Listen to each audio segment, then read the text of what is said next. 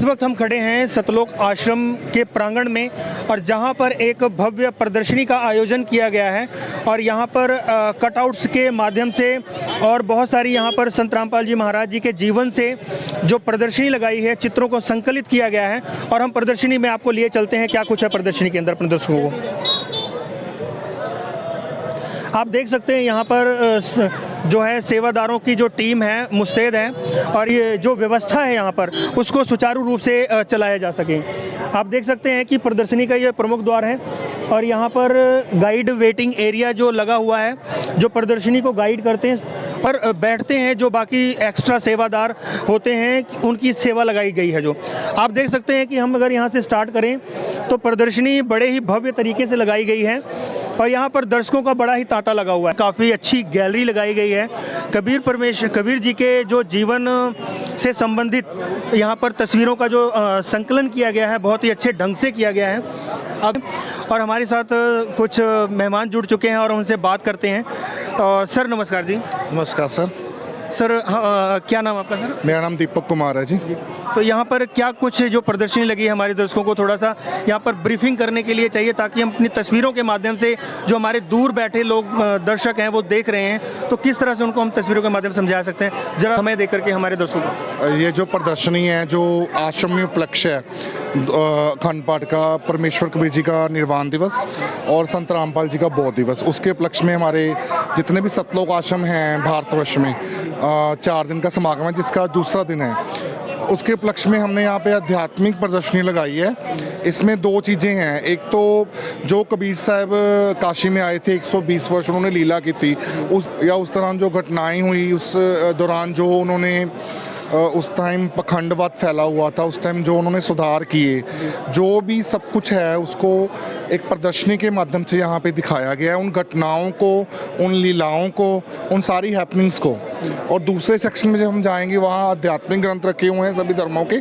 संत रामपाल जी महाराज सभी धर्मों के आध्यात्मिक ग्रंथों के आधार पर हमें ज्ञान देते हैं। वो जब हम उस सेक्शन में जाएंगे हम तब एक्सप्लेन करेंगे। पहले हम आपको बताते हैं काशी में कबीर साहब परमेश्वर कबीर जी 120 वर्ष लीला करके गए थे।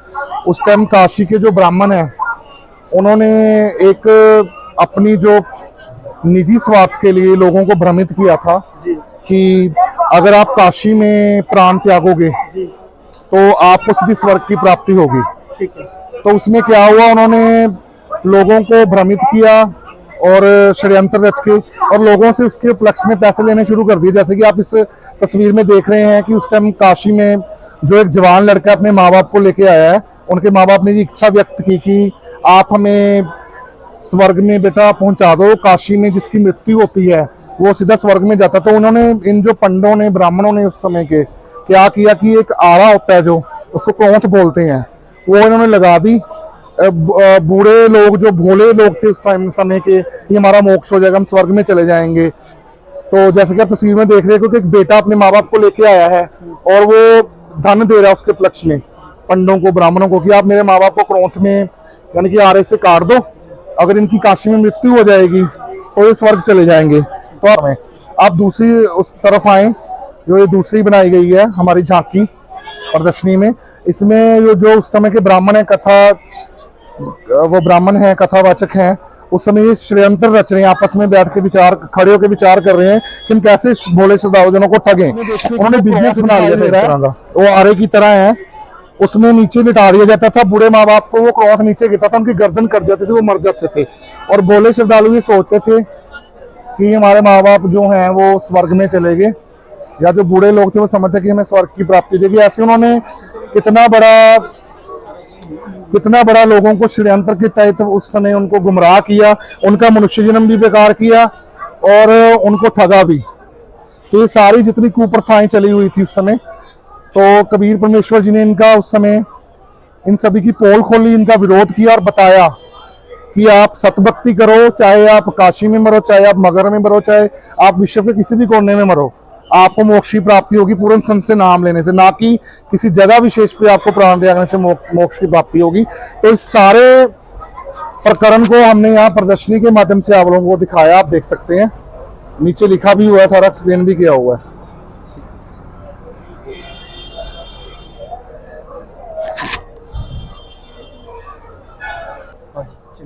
इसमें आप देख सकते हैं जो परमेश्वर कबीर जी हैं वे भोले श्रद्धालुओं का, जनता का भ्रम निवारण कर रहे हैं कि आप ऐसे कुछ नहीं होता, काशी में प्राण त्यागने से आप स्वर्ग चले जाओगे, आपको मोक्ष मिल जाएगा। कि आप भक्ति करो, चाहे आप काशी में मरो, चाहे आप मगर में मरो, चाहे आप विश्व के किसी भी कोने में मरो, आपको मोक्ष की प्राप्ति होगी पूर्ण संत से नाम लेने से, ना कि किसी जगह विशेष पे आपको प्राण त्यागने से मोक्ष की प्राप्ति होगी। तो आप देख सकते हैं उस समय परमेश्वर कबीर जी जो श्रद्धालु जन हैं उनका भ्रम निवारण कर रहे हैं सत्संग के माध्यम से। यहाँ पे वो ब्राह्मण भी खड़े हैं, पांडे भी, और वहाँ पे वो जनता भी बैठी है, लोग भी बैठे हैं, उनको परमेश्वर कबीर जी समझा रहे हैं कि किसी विशेष जगह पे प्राण त्यागने से कोई मोक्ष का ताल्लुक नहीं है। आप कहीं भी प्राण त्यागो, सही भक्ति नहीं कर रहे, आप किसी भी जगह पे प्राण त्यागो, आपको ना तो स्वर्ग की प्राप्ति होगी ना आपका मोक्ष होगा। इस आप प्रदर्शनी के माध्यम से देख सकते हो कैसे इस समय परमेश्वर कबीर जी लोगों को समझा रहे हैं, उनके भ्रम का निवारण कर रहे हैं।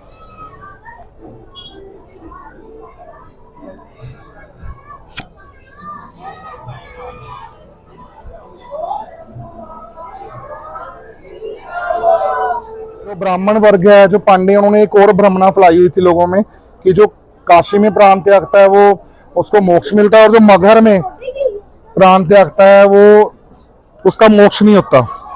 तो परमेश्वर कबीर जी ने एक लीला की थी, मगहर से सशरीर अपने निजधाम सतलोक में गए थे, तो उनके साथ वीर सिंह बघेल और कुछ पंडे जा रहे हैं मगहर में, जहाँ परमेश्वर कबीर जी ने लीला की थी, अपने शरीर को सशरीर से वो सतलोक गए थे। ये उसको प्रदर्शनी के माध्यम से दिखाया गया। तो रास्ते में जब जा रहे थे तो परमेश्वर कबीर जी ने वहां पे एक बंजर जमीन थी, सूखी जमीन थी, पूछा कि ये क्या चीज है। तो बिजली खान पठान ने बताया कि ये आमनी नदी थी, ये सूख गई है, भगवान शिव ने श्राप दिया था इस नदी को। तो परमेश्वर कबीर जी ने उस समय अपनी शक्ति से आशीर्वाद देके उस नदी को दोबारा, आप देख सकते हो जल का फौरा फूट रहा है, वो नदी दोबारा सजीव हो गई। कबीर सागर में भी बताया गया कि सूखी नदी बहावे नीर, ऐसे ही होते सत्य कबीर। तो कबीर साहब जी ने अपनी आशीर्वाद से उस नदी को दोबारा से बहा दिया, पानी का फौरा फूट गया। क्योंकि जो ये तीन ताप में आते हैं, जो श्राप वगैरह होते हैं तीन ताप में आते हैं, तो भगवान शिव ने श्राप दिया था, उसको कोई नहीं मिटा सकता था। परमेश्वर कबीर जी ने अपने आशीर्वाद से उस नदी को दोबारा सजीव कर दिया।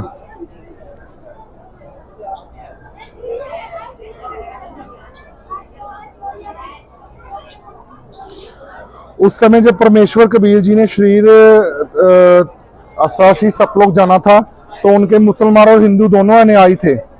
मुसलमान अनुयायियों को जो उस समय रिप्रेजेंट करते थे वो थे बिजली खां पठान नवाब, और हिंदू अनुयायियों को जो रिप्रेजेंट करते थे वो थे राजा वीर सिंह बघेल। तो दोनों को परमेश्वर कबीर जी को पता था कि ये दोनों मेरे जाने के बाद मेरे पार्थिव शरीर को लेकर लड़ेंगे, और हिंदू कहते थे कि हम अपने रीति रिवाज से इनका संस्कार करेंगे। तो परमेश्वर कबीर जी उनको आपसी भाईचारे और सतभक्ति करने का अंतिम संदेश दे रहे हैं कि ताकि उनके जाने के बाद कोई आपस में ना लड़े और किसी तरह का कोई खून खराबा ना हो। तो ये अंतिम बार परमेश्वर कबीर जी दोनों पक्षों को समझा रहे हैं, आप देख रहे हो इस प्रदर्शनी के माध्यम से।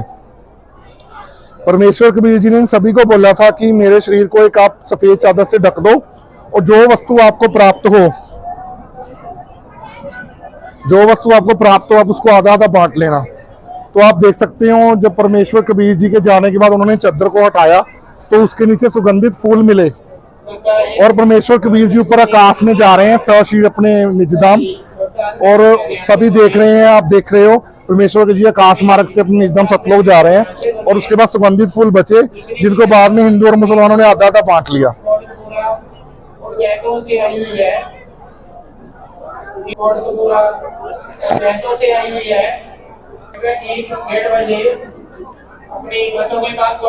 आप देख सकते हैं मुसलमान और हिंदुओं ने दोनों ने उनके शरीर के फूलों को जो बचे थे वो आधा आधा बांट लिया। आप माध्यम से देख सकते हो जैसा कि परमेश्वर कबीर जी ने दोनों पक्षों को, हिंदू और मुसलमान वर्ग दोनों को आदेश दिए थे कि मेरे जाने के बाद जो भी वस्तु बचे आप उसको आधा आधा बांट लेना। तो परमेश्वर कबीर जी जब सशरीर सतलोक चले गए तो उनके जाने के बाद जो सुगंधित फूल बचे हिंदू और मुसलमानों ने दोनों ने उनको बराबर मात्रा में आपस में बांट लिया। आप इस प्रदर्शनी के माध्यम से देख सकते हो।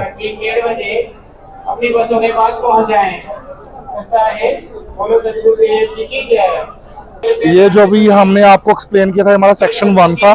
अभी हमारा सेक्शन 2 शुरू हो गया, इसके बारे में हम आपको साथ में जाते जाते बताते हैं। ये हमारा अलग सेक्शन है।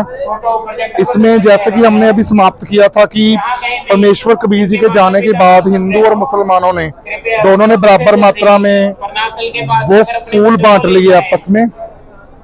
तो उसके बाद हिंदू और मुसलमानों ने उनके जाने के बाद हिंदुओं ने मंदिर और मुसलमानों ने अपने हिसाब से दरगाह मस्जिद बनाई, उनके जो फूल थे उनका अंतिम संस्कार किया अपने रीति रिवाज से, हिंदू और मुसलमान दोनों ने। आप देख सकते हैं मुसलमानों द्वारा निर्मित स्थान है उनके जाने के बाद। आप देख सकते हैं ये मुसलमानों ने परमेश्वर कबीर जी की याद में स्थान बनाया। ये इसको एक मॉडल के माध्यम से हमने यहाँ पे प्रदर्शित किया है, मॉडल बनाया है मगहर में, जहाँ परमेश्वर कबीर जी ने सन 1518 में सहश्री जाने की लीला की थी। उन्होंने सहश्री अपने निजधाम सतलोक गए थे मगहर में, मगहर जो कि उत्तर प्रदेश में स्थित है। उसमें एक मॉडल के माध्यम से हमने दिखाया है कि ये मुसलमानों द्वारा निर्मित स्थान है उनकी याद में, पूजा स्थान उनका। और दूसरी तरफ ये जो अब आप देख रहे हैं द्वारा, ये हिंदुओं द्वारा जो परमेश्वर कबीर जी की याद में जो स्थान बनाया गया ये वो है। ये आज भी दोनों स्थान उत्तर प्रदेश में जिला संत कबीर नगर में स्थित हैं। परमेश्वर कबीर जी की पवित्र यादगार बनाई है हिंदू और मुसलमान दोनों ने उनकी याद में। आप देख सकते हैं, पूरा मॉडल दिखाते हैं हम आपको। ये इधर मुसलमानों द्वारा निर्मित स्थान है, ये जो आप देख रहे हैं उनकी याद में। ये हिंदुओं ने परमेश्वर कबीर जी की याद में जो यादगार बनाई है हिंदुओं ने, ये वो है। ये मॉडल के माध्यम से मैं आपको दिखाया है। इससे अगले सेक्शन में आप देख सकते हैं कि ये एक फ्लैक्स के माध्यम से संत रामपाल जी महाराज की गुरु प्रणाली को हमने वर्णित किया है। हमारी जो गुरु प्रणाली है वो परमेश्वर कबीर जी से शुरू हुई है। नंबर 1 पे आप देख सकते हैं परमेश्वर कबीर जी, उन्होंने नाम दीक्षा दी संत गरीबदास जी महाराज को। उसके बाद तीसरे नंबर पे हमारे गुरु प्रणाली में आते हैं संत शीतल दास जी महाराज, गांव बहराना, जिला रोहतक, हरियाणा। चौथे नंबर पे संत ध्यान दास जी महाराज। पांचवें नंबर पर संत रामदास जी महाराज। छठे नंबर पर संत ब्रह्मानंद जी महाराज, गांव करौता, जिला रोहतक, हरियाणा। सातवें नंबर पर संत जुक्तानंद जी महाराज और आठवें नंबर पर संत गंगेश्वरानंद जी महाराज, गांव बाजीतपुर, दिल्ली। और 9वें नंबर पर संत चिदानंद जी महाराज, गांव गोपालपुर धाम, सोनीपत, हरियाणा। और 10वें नंबर पर हमारे दादा गुरु जी संत राम देवानंद जी महाराज, तलवंडी भाई, फिरोजपुर, पंजाब से। और इस समय जो हमारे मौजूदा सतगुरु हैं जिनको परमेश्वर कबीर जी की तरफ से पूरे विश्व को नाम दीक्षा देने के आदेश हैं, जो परमेश्वर कबीर जी के कृपा पात्र संत हैं इस पूरी सृष्टि में, ब्रह्मांड में, इस धरती में, सिर्फ संत रामपाल जी महाराज हैं। क्योंकि वो संत रामपाल जी द्वारा महाराज चलाया गया ही है, बाकी कबीर पंथों को आदेश नहीं है। वो मनमुख्य पंथ हैं जो बिना आज्ञा के चल रहे हैं, बिना गुरु प्रणाली के चल रहे हैं। आप देख सकते हैं ये असली गुरु प्रणाली है परमेश्वर कबीर जी से लेकर संत रामपाल जी महाराज तक। देख सकते हैं एक मॉडल और प्रदर्शनी के माध्यम से हम आपको दिखाते हैं हमारे दादा गुरु जी स्वामी रामदेवानंद जी महाराज। साइड पे संत रामपाल जी महाराज बैठे हैं और उस समय के श्रद्धालु जन उनके साथ बैठे हैं। एक मॉडल के और प्रदर्शनी के माध्यम से आपको दिखाया गया। नाम दीक्षा से पहले संत राम और कुछ श्रद्धालु जन उस समय के बैठे हैं। इसको भी हमने एक मॉडल और प्रदर्शनी के माध्यम से यहाँ दिखाया है।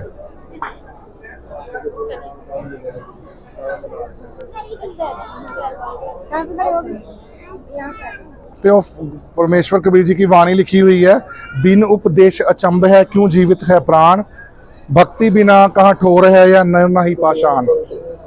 इसको एक्सप्लेन भी किया गया नीचे की इस वाणी में परमेश्वर कबीर जी ने कहा कि ये भोले मानव, मुझे आश्चर्य है कि बिना सतभक्ति के आप किस आशा में जीवित हो। यह शरीर भी आपका नहीं है, संपत्ति भी आपकी नहीं है, सब एक दिन त्याग कर संसार से चले जाओगे। इसलिए परमात्मा पाने के लिए, जन्म मृत्यु से सदा के लिए छुटकारा पाने के लिए पूर्ण संत से सत्य नाम दीक्षा लेकर सत्य व्यक्ति करनी चाहिए। वो पूर्ण संत वर्तमान में केवल और केवल संत रामपाल जी महाराज हैं, जिन्होंने शास्त्रों के अनुकूल हमें भक्ति बताई है, जिससे हमें आध्यात्मिक, शारीरिक, मानसिक हर तरह के लाभ प्राप्त होते हैं और मोक्ष भी प्राप्त होता है।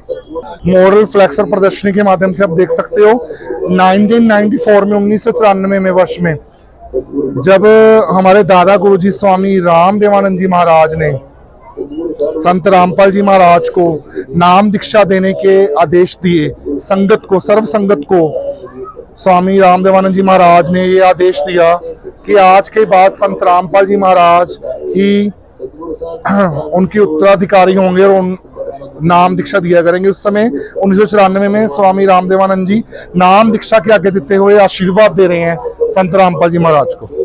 में ये संत रामपाल जी महाराज की कुछ पुरानी यादें हैं, जैसे 1994 से संत रामपाल जी महाराज को नाम दीक्षा देने के आदेश हुए थे। आज 2024 से 30 साल हो गए हैं इस स्मारक को चले हुए, इस मिशन को चले हुए। तो कुछ पुरानी यादें हैं संत रामपाल जी महाराज की, उस समय की और आज की तस्वीरों की कलेक्शन है इसमें, इस फ्लेक्स में आप देख सकते हैं इसको आराम से।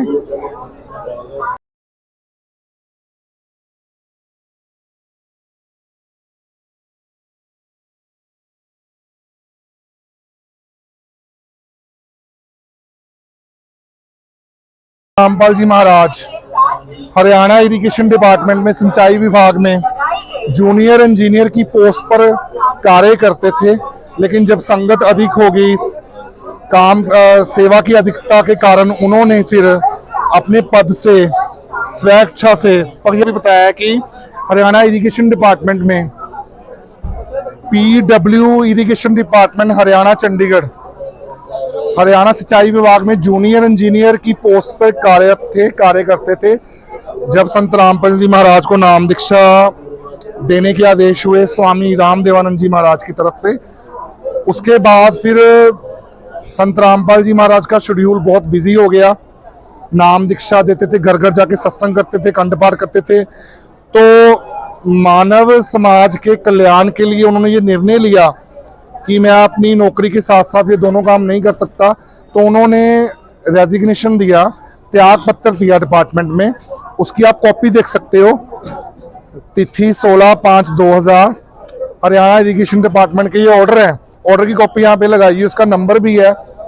कुछ लोग ये कहते हैं कि संत रामपाल जी महाराज को नौकरी से निकाला गया था, बड़ा दुष्प्रचार किया गया संत रामपाल जी महाराज के बारे में। उसका हम आपको सबूत दिखा रहे हैं, प्रमाण दिखा रहे हैं, आप देख सकते हो। उस त्याग पत्र को हमने फ्लैक्स पे प्रिंट करवाया है ताकि लोग सच्चाई को देख सके कि संत रामपाल जी महाराज ने कितना बड़ा त्याग किया है सामाजिक कल्याण के लिए।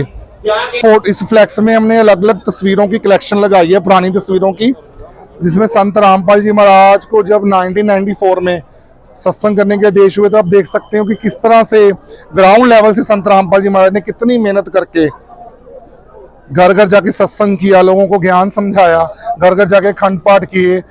उस समय संत रामपाल जी महाराज के पास एक सिंपल मोटरसाइकिल होती थी जिसमें वो घर घर जाके सत्संग करते थे, समागम करते थे और नाम दीक्षा देते थे, और लोगों को बहुत लाभ हुए, आध्यात्मिक, शारीरिक, मानसिक। तो उनकी संगत दिन पर दिन बढ़ने लगी। अब वो सारी जो पुरानी यादें हैं वो तस्वीरों के माध्यम से देख सकते हैं कि कैसे संत रामपाल जी महाराज ने घर घर में जाके पाठ किया, सत्संग किए और लोगों को समझाया।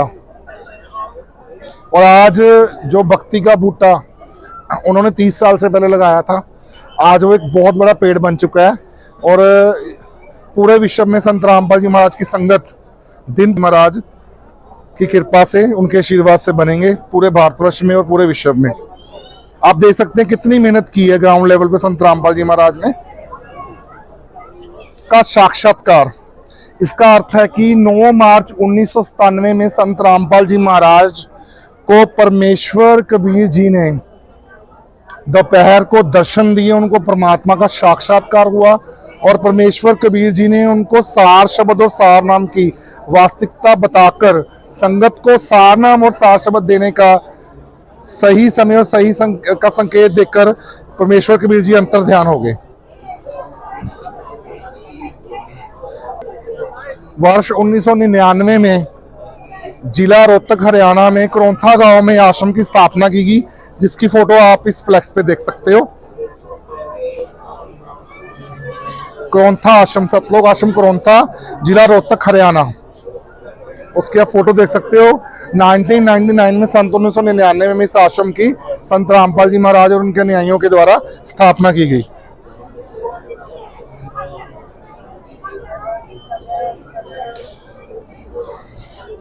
जगत गुरु संत रामपाल जी महाराज पूरे विश्व में एकमात्र संत हैं जो जितने भी धर्म हैं, हिंदू, मुस्लिम, सिख, ईसाई, सभी धर्मों के धार्मिक ग्रंथ, सदग्रंथों के आधार पर वास्तविक भक्ति विधि बताते हैं, शास्त्रानुकूल साधना बताते हैं, जिसका वर्णन हमारे वेदों में है, गीता में है, श्री गुरु ग्रंथ साहिब में है, कुरान शरीफ में है, पवित्र बाइबल में है, हमारे पुराणों में है। सभी सदग्रंथों की यहाँ पे फोटो लगाई गई है। सभी तो नहीं कह सकते, कुछ सदग्रंथों की फोटो लगाई है। इन सभी सदग्रंथों के माध्यम से संत रामपाल जी महाराज ने भक्ति विधि बताई है जो हमारे शास्त्रों में वर्णित है, जिस विधि को अपनाकर उनके श्रद्धालु लोक और परलोक दोनों में सुख प्राप्त करते हैं। जो सत भक्ति संत रामपाल जी महाराज अपने भक्तों से करवा रहे हैं, उनसे उनके भक्तों को आर्थिक, शारीरिक, मानसिक हर तरह के लाभ प्राप्त हो रहे हैं। यहाँ पे सिर्फ कुछ भक्त जनों की, क्योंकि हम सभी की फोटो नहीं लगा सकते, सब कुछ भक्त जनों की फोटो लगाई गई है। उनको जो लाभ हुए हैं वो यहाँ पे लिखे गए हैं, उनका नाम, एड्रेस लिखा गया है। ऐसे लाखों ने आई हैं जिनको बहुत लाभ प्राप्त हुए हैं। आप देख सकते हो, बच्चे दाने के कैंसर से पाई निजात, गर्दन के कैंसर से पाई निजात, नशे की लत से मिला छुटकारा, मुंह के कैंसर से पाई निजात, 7 साल पुरानी पथरी ठीक हुई, पाइल्स की प्रॉब्लम ठीक हुई, 16 साल पुरानी भूत प्रेत की बाधा ठीक हुई, रीढ़ की हड्डी ठीक हुई, 3rd स्टेज का कैंसर ठीक हुआ, पिताजी ने छोड़े नशे की लत। यानी कि कोई भी ऐसी समस्या नहीं है, चाहे कोई बीमारी है, चाहे भूत प्रेत की बाधा, चाहे कोई हमारे आर्थिक काम है या कोई घर का काम है, जो भी जिसमें अड़चन आ रही है, वो संत रामपाल जी द्वारा दी गई भक्ति से सभी कार्य सिद्ध होते हैं उनके भक्तों के, अगर वो मर्यादित होकर भक्ति करते हैं। तो सकते हो कि पूरे विश्व में लाखों धर्मगुरु हैं, लेकिन सत्य ज्ञान किसी के पास नहीं है। कोई भी शास्त्रों के अनुसार भक्ति नहीं बताता, जिससे उनके भक्तों को ना तो आध्यात्मिक लाभ प्राप्त होता है, ना उनकी कोई कार्य सिद्धि होती है। तो आप देख सकते हैं जितने भी इस समय विश्व में गुरुजन हैं, सभी की फोटो तो नहीं हम यहाँ पे लगा सके, जो मेन है, मुख्य हैं, उनको संत रामपाल जी महाराज ने अपने आध्यात्मिक ज्ञान से निरुत्तर कर दिया है, क्योंकि संत रामपाल जी महाराज के ज्ञान का जवाब किसी के पास नहीं है। संत रामपाल जी महाराज ने सभी के ज्ञान की, अज्ञान की पोल खोल करके रख दी है। सभी के साथ आध्यात्मिक चर्चा करके उसको लोगों के सामने रखा है कि हमारा सत्य ज्ञान ये है, इनका झूठा ज्ञान ये है। सभी धार्मिक गुरुओं के पास संत रामपाल जी के ज्ञान का कोई भी उत्तर नहीं है। संत रामपाल जी महाराज ने सभी शास्त्रों को खोल के रख दिया है। इनके द्वारा जो पुस्तकें लिखी गई हैं उनको भी प्रोजेक्टर के माध्यम से दिखाकर बता दिया कि इनका ज्ञान कैसा है, इन्होंने कैसे लोगों को भ्रमित कर रखा है। इनके द्वारा बताए गए ज्ञान से ना तो इनके श्रद्धालुओं को मोक्ष प्राप्त होगा, ना उनकी कोई कार्य सिद्धि होगी, क्योंकि ये खुद शास्त्र के विरुद्ध भक्ति करते हैं और करवाते हैं। संत राम देख सकते हैं केवल भारतवर्ष में नहीं, पूरे विश्व में संत रामपाल जी के ज्ञान का डंका बज चुका है।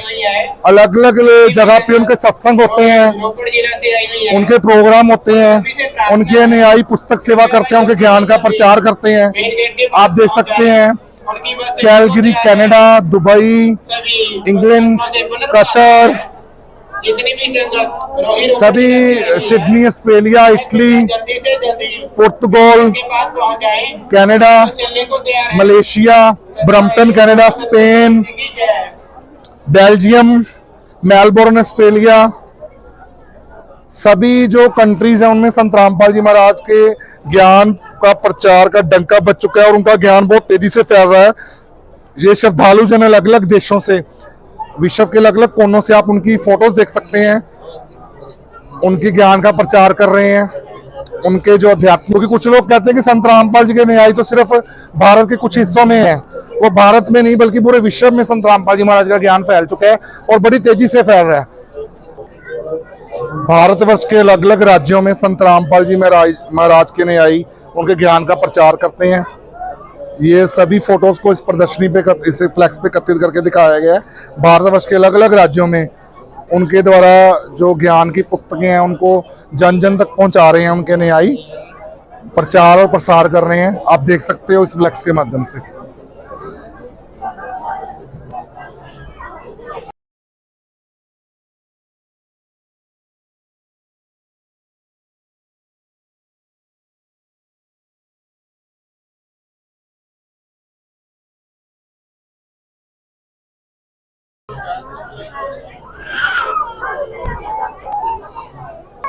इस फ्लैक्स पे आप देख सकते हो जो अलग अलग टीवी चैनल हैं जिन पे संत रामपाल जी महाराज का प्रतिदिन सत्संग आता है, उन चैनल्स का नाम, उनकी टाइमिंग बताई गई है। जैसे साधना टीवी पर शाम 7:30 बजे, पॉपुलर टीवी पर शाम 7:30 बजे, श्रद्धा टीवी पर दोपहर 2 बजे, ईश्वर टीवी पर सुबह 6 बजे, लोकशाही टीवी पर सुबह 6 बजे, जोनैक टीवी शाम 5:30 बजे, सगरमाथा टीवी सुबह 5:50 पर, टीवी टुडे दोपहर 2 बजे, जी नेपाल टीवी रात्रि 8:30 बजे, एबीसी टीवी दोपहर 12:45 पर, बुद्धा टीवी रात्रि 8:45 पर, अरेना टीवी रात्रि 8 बजे से। आप देख सकते हो कितने चैनल हैं जिनमें संत रामपाल जी महाराज का सत्संग आ रहा है, उनका ज्ञान कितनी तेजी से जन जन तक पहुंच रहा है। अभी नीचे 2 चैनल भी रह गए हैं, अपन टीवी शाम 7 बजे, एनआरआई टीवी सुबह 7:30 बजे, एनआरआई टीवी शाम 8:30 बजे। इधर हम बता रहे हैं सोशल मीडिया, जो सोशल मीडिया की टीम है संत रामपाल जी महाराज की, वो विश्व की सबसे चर्चित और सबसे बड़ी टीम है। ट्विटर, जो सोशल मीडिया की एप्लीकेशन है ट्विटर, उस पे जो हैशटैग होता है, उसको हैशटैग पर नंबर 1 पे आने के लिए लोग करोड़ों रुपये खर्च देते हैं प्रचार प्रसार के लिए अपने, लेकिन नहीं आ पाते। संत रामपाल जी के अनुयायी ट्विटर पे जो उनके आध्यात्मिक ज्ञान को लेकर सेवा करते हैं, हैशटैग पर अपना मैटर डालते हैं, लोगों तक सच्चाई पहुंचाते हैं और उनके टैग ट्रेंड करके नंबर 1 पे आते हैं। जैसे आप देख सकते हैं न्यूज़पेपर में न्यूज़ लगी हुई है, इधर कैमरा घुमाइए, न्यूज़पेपर न्यूज़ लगी हुई है। ट्विटर के टॉप 1 पर ट्रेंड हुआ, फ्लड रिलीफ पाए संत रामपाल जी महाराज। जब फ्लड विक्टिम्स हैं उनको संत रामपाल जी महाराज के द्वारा जो मदद की गई थी, जब भारतवर्ष के अलग अलग कोनों में फ्लड आया था, तो अलग अलग उपलक्ष्यों में संत रामपाल जी महाराज के अनुयायी जब सेवा करते हैं, ट्विटर पे प्रचार प्रसार करते हैं, तो उनका हैशटैग नंबर 1 पे आता है हमेशा। 94 से 1998 तक घर घर सत्संग पाठ करते हुए संत रामपाल जी महाराज, आप फोटोज देख सकते हैं, अलग अलग फोटोज की कलेक्शन लगाई गई है यहाँ पे। 1994 से 1998 तक भी संत रामपाल जी महाराज लोगों के घर घर पर जाकर सत्संग करते थे, पाठ करते थे, उनको ज्ञान समझाते थे। ये वो सभी तस्वीरें हैं। एक जो संत रामपाल जी महाराज ने जो मार्ग चलाया हुआ है, उनका जो मिशन है, उसके मुख्य उद्देश्य क्या है, उसको आप देख सकते हैं। फ्लैक्स छपवाई गई है उनके भक्तजनों के द्वारा, श्रद्धालुओं के द्वारा। विश्व को सत्य भक्ति देकर मोक्ष प्रदान करना, जैसा कि आपको पहले ही बताया है कि इस विश्व में संत रामपाल जी महाराज एकमात्र संत हैं जो शास्त्रों के अनुकूल भक्ति देते हैं सभी धार्मिक ग्रंथों के, और उनसे उनके भक्तों का मोक्ष भी होगा और उनको यहाँ के सुख भी मिलेंगे। समाज से पखंडवाद को खत्म करना, आजकल के समाज में बहुत पखंडवाद फैला हुआ है, तो उसको असली आध्यात्मिक ज्ञान बताकर जो पखंडवाद फैला हुआ है, जो हम अध्यात्म के विपरीत जो कार्य करते हैं, उन सभी को खत्म करना, जिससे समाज को फायदे की बजाय नुकसान होता है। युवाओं में नैतिक और आध्यात्मिक जागृति लाना। आज का युवा बहुत ज्यादा पथभ्रष्ट हो गया है, भ्रमित हो गया है। युवाओं में अनैतिकता बहुत ज्यादा है। मोबाइल टीवी को देख के युवाओं में बहुत गलत आदतें प्रवेश कर चुकी हैं। युवा नशे की तरफ बहुत आकर्षित हैं, नाच गाने की तरफ, अश्लीलता की तरफ, उनका नैतिक पतन हो रहा है। तो संत रामपाल जी महाराज के जो सत्संग है, उनको ज्ञान को समझकर उनके जो अनुयायी हैं, विशेषकर युवा पीढ़ी, उनमें नैतिक और आध्यात्मिक जागृति आ रही है और एक अच्छे समाज का निर्माण हो रहा है। समाज में देश रूपी कृति को जड़ से खत्म करना। सरकारें इतने सख्त कानून बनाती हैं, लेकिन वो दहेज प्रथा का भारतवर्ष में से खात्मा नहीं कर सकी हैं। संत रामपाल जी महाराज के जितने भी अनुयायी हैं, उनको संत रामपाल जी महाराज की सख्त आदेश हैं कि आपने ना दहेज लेना ना दहेज देना है। उनके जितने भी शादियां होती हैं रामायणी की परंपरा के माध्यम से, संत रामपाल जी महाराज की रामायणी का पाठ होता है 17 मिनट का, रामायणी की परंपरा के माध्यम से उनके न्यायों की शादी होती है। उसमें लड़की पक्ष से लड़का पक्ष कुछ भी नहीं लेता। लड़की सिंपल कपड़ों में बैठ के, बिना किसी मेकअप के बैठकर विवाह के मंडप में शादी करती है और बिना दहेज के लड़की अपने ससुराल पक्ष में जाती है, उसकी जरूरत का जो भी सामान है उसको उसका ससुराल पक्ष लेके देता है, उसके मायके पक्ष से कुछ भी नहीं लिया जाता। इस तरह से माँ बाप पर अब बेटी बोझ नहीं रही। संत रामपाल जी की लाखें आई हैं पूरे विश्व में, सभी दहेज रहित शादी करते हैं और करवाते हैं। समाज से हर प्रकार के नशे को दूर करना। संत रामपाल जी महाराज जो ज्ञान देते हैं, जो भक्ति देते हैं, उस ज्ञान और भक्ति से उनके लाखों अनुयायियों ने नशा छोड़ा है। आप उनके इंटरव्यू यूट्यूब पे देख सकते हो, उनके एड्रेस फ़ोन नंबर डालें, उनके घर जाके आप बात भी कर सकते हो। तो लाखों लोगों के उजड़े हुए घर बसे हैं उनके ज्ञान से। संत रामपाल जी महाराज के जो नाम दीक्षा देते हैं उनसे बहुत परिवर्तन आया उनके अनुयायियों में। समाज में शांति और भाईचारा स्थापित करना। संत रामपाल जी महाराज के जितने भी अनुयायी हैं उनकी भक्ति के माध्यम से बिल्कुल उनका जो आचरण, उनका स्वभाव बिल्कुल बदल चुका है। एक अलग तरह का शिष्टाचार उनके अनुयायियों में आपको देखने में मिलता है। उनका कोई भी अनुयायी आपस में लड़ता झगड़ता नहीं, कोई राग द्वेष नहीं रखता। तो एक अच्छे समाज का निर्माण हो रहा है। समाज से जाति पाति के भेद को मिटाना। संत रामपाल जी महाराज ने जमात से जाति पाति के भेद को पूरा मिटा दिया है। संत रामपाल जी महाराज अपने अनुयायियों को ये आदेश देते हैं, ये शिक्षा देते हैं कि कोई भी मजहब, कोई भी जाति पाति ऊंची या नीची नहीं है, सब परमात्मा के बच्चे हैं। तो जाति पाति का यहाँ पे कोई भी भेद नहीं होता। सबसे ज्यादा इंटरकास्ट मैरिजेस जो होती हैं वो संत रामपाल जी महाराज के अनुयायियों की हो रही हैं इस विश्व में। भ्रष्टाचार को खत्म करना। संत रामपाल जी महाराज के जितने भी अनुयायी हैं, ना वो रिश्वत लेते हैं ना देते हैं। तो इस तरह से संत रामपाल जी महाराज भ्रष्टाचार का भी खात्मा कर रहे हैं।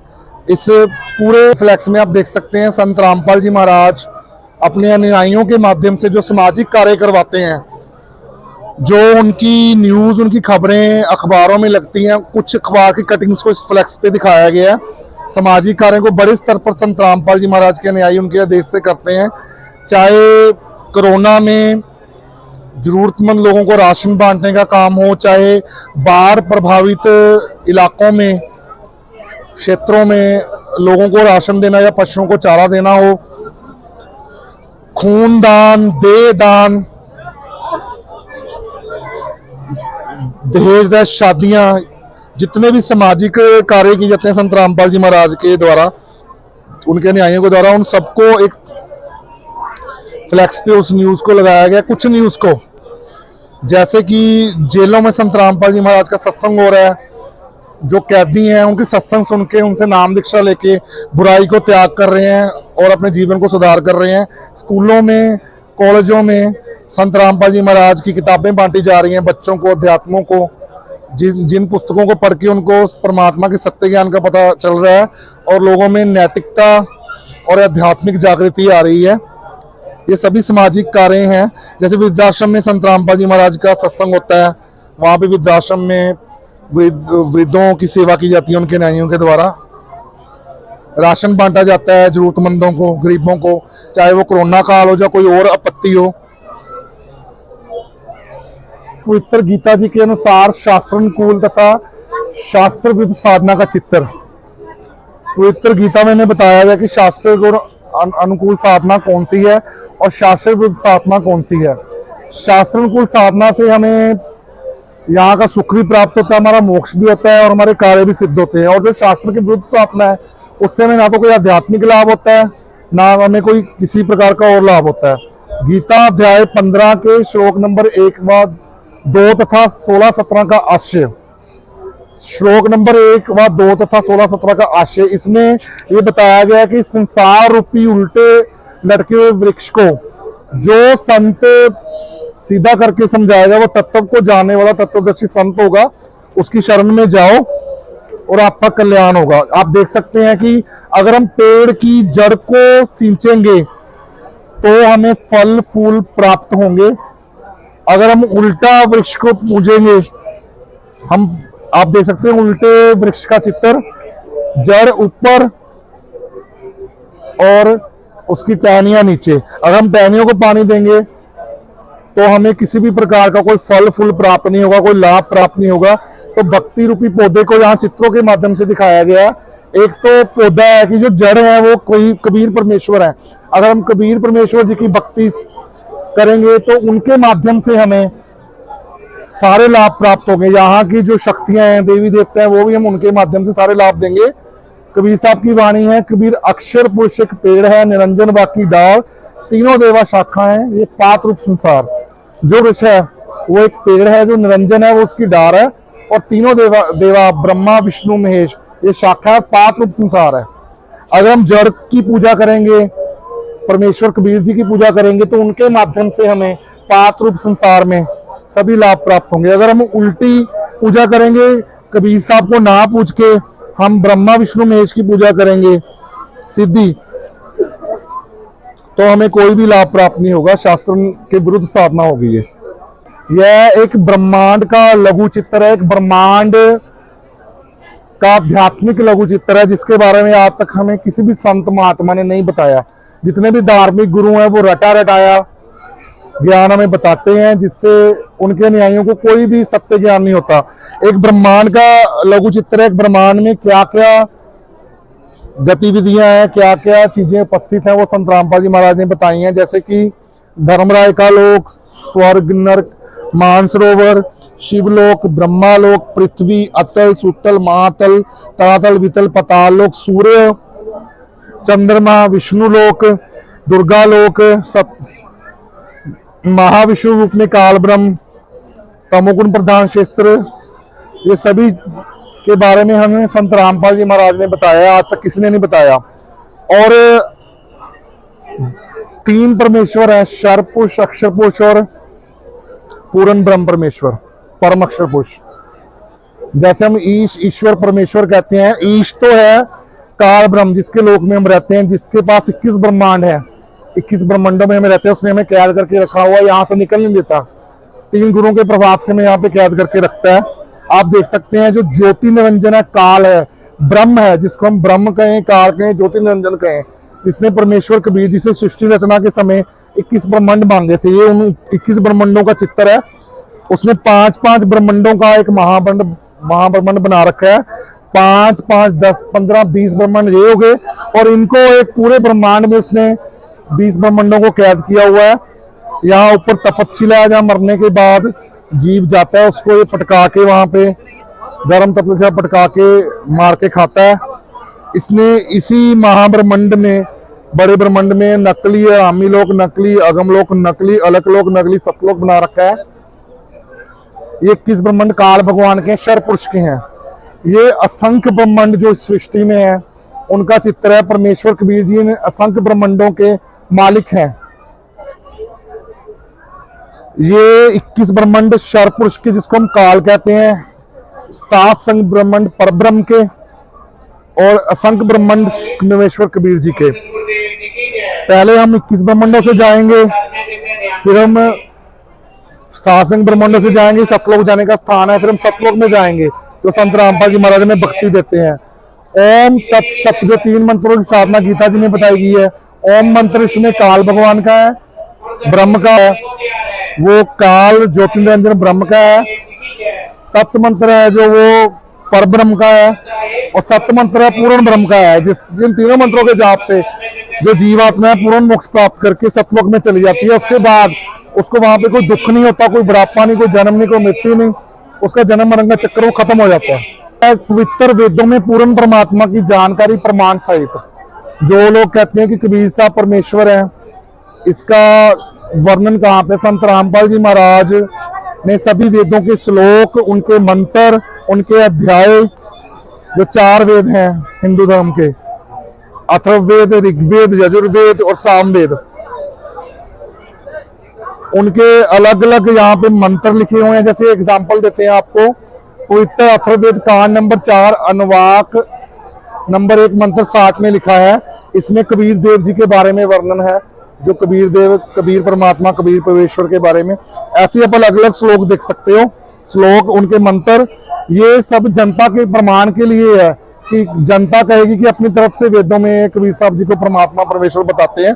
हमारे वेदों में वर्णित है, अलग अलग श्लोक में लिखा हुआ है कि परमेश्वर कबीर जी हैं, वो आप देख सकते हैं इस फ्लैक्स के माध्यम से। और दूसरी तरफ देखिए, सभी धर्मों के सदग्रंथ रखे गए हैं यहाँ पे, चाहे वो पवित्र हिंदू धर्म हो, पवित्र मुस्लिम धर्म हो, पवित्र सिख धर्म हो, पवित्र ईसाई धर्म हो,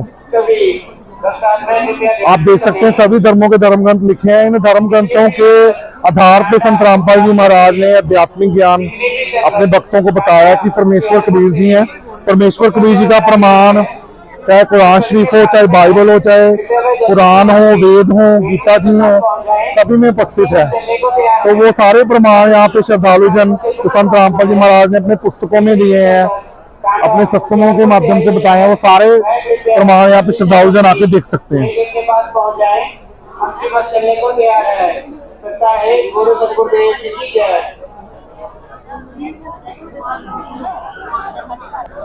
अंत में हम जितने भी इस विश्व के श्रद्धालु हैं पूरे संसार में जो परमात्मा प्राप्ति के लिए जगह जगह भटक रहे हैं, तो हमको ये बताना चाहेंगे कि संत रामपाल जी महाराज सभी धार्मिक ग्रंथों के आधार पर सच्चा और निर्णायक ज्ञान बताते हैं। आप उनके द्वारा लिखी गई पुस्तकों को पढ़ो, उनके सत्संग को सुनो, और आप शिक्षित हैं, आप समझदार हैं, भेड़ चाल नहीं। कोई भी आपको अपने पीछे लगा लेगा। पहले वाला बात नहीं रही कि आप अनपढ़ आप किसी के पीछे लग जाओगे। आप शिक्षित हो, बुद्धिमान हो, किसी के छलावे में आके अपना मनुष्य जीवन बर्बाद मत करो। संत रामपाल जी महाराज के आध्यात्मिक ज्ञान को सुनो, उनके मार्ग, उनसे नाम दीक्षा लेकर अपना जो लोक और पुरलोक दोनों सुखदायी बनाओ।